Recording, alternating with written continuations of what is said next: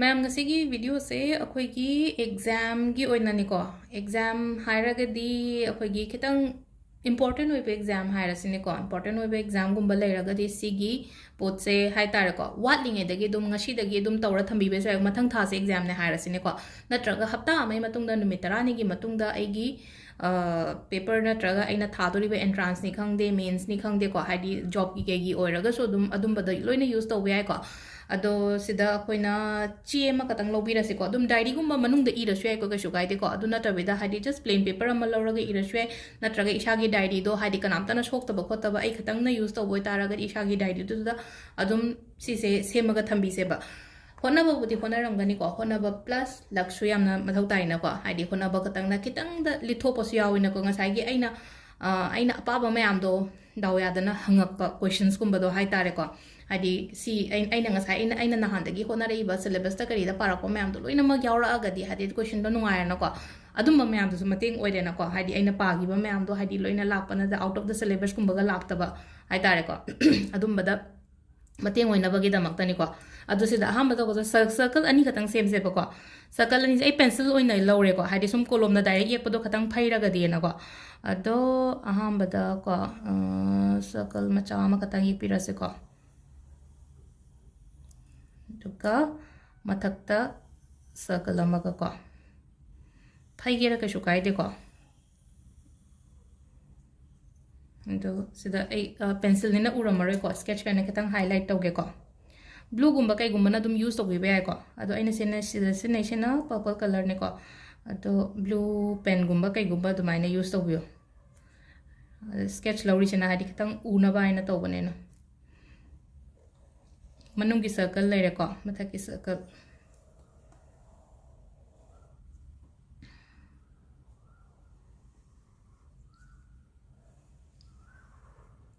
duga mathang tawgadaba sina kaino hai kan sida aigi ming harasne ko angang dugi ming natraga ishagi ming haidi angang gumba kai gumba lapna leiki boy taraga di parents na kaina tawbi we ai ko sigi pot se ai ichagi damakta ina tawbi ba kai ba kemta leite ko adonga sagi tha ga dori ba angang dugi maming di oni ibi ga da ko ichagi maming hai tare ko adun adani iga da ba duga ai ishagi exam tha ga da ba leiraga di ko suppose ai maming ai ming isalasine ko dum sida ko ai maming ire ko aduga mathang isna exam gi date ko exam date se akoi me da ta ina khala se ko tang manga ka harasine ko tang manga tha manga ko 2023 ko aduga pekha hogada bagi timing se pung du su ya matter tawi ko pung du masu iga dam ne ko se da haidi ayuki harasine ko 9 am ko ayuki malere se da ko ado si ahum se ma manungi circle se da ibire na ko number e se ba se da hozik number se ke no iga da ba ma'am se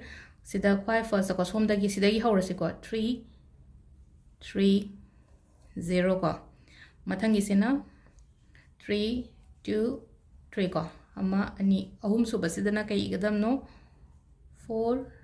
0 ko aduga mari suba dana kai igadam no 3 9 8 ko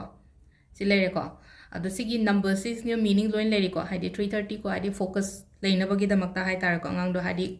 sagi focus la hadi wakhan do ama mada chakhai dana ba hai tar ko 330 ji gi magi meaning se ko aduga 323 ko 323 gi kaino na hadi success oina bagi number ni ko sis na ko 40 ko 40 sina hadi stability lakna ba hadi stable oina ba ngai ga ngang do na wakhan noiro na traga ai gi tawdori ba thaba ke ka su map se stability ke ka lakna ba stable oina bagi damakta ko